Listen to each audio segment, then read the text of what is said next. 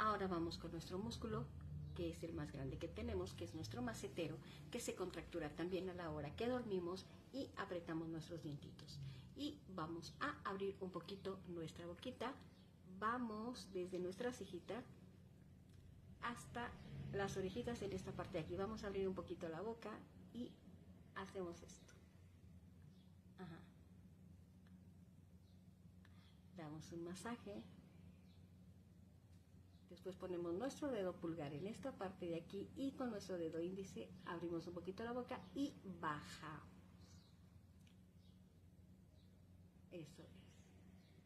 Edith, pero se me van a caer los cachetes. ¿Cómo crees que voy a hacer este masaje? No se caen los cachetes, es simplemente para fortalecer y es un masaje indispensable para que esta área del macetero se relaje y no haya esas contracturas en nuestro rostro, se nos caigan y nos hagan arruguitas.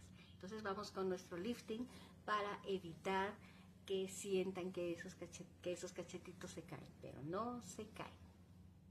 Eso es. Vamos hacia arriba hasta nuestro temporal. Después pasamos nuestra manita por aquí y la otra la pasamos por abajo.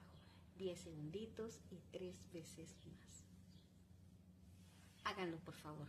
Es muy importante. Ya saben que con la magia de sus manos podemos hacer 1000 cosas.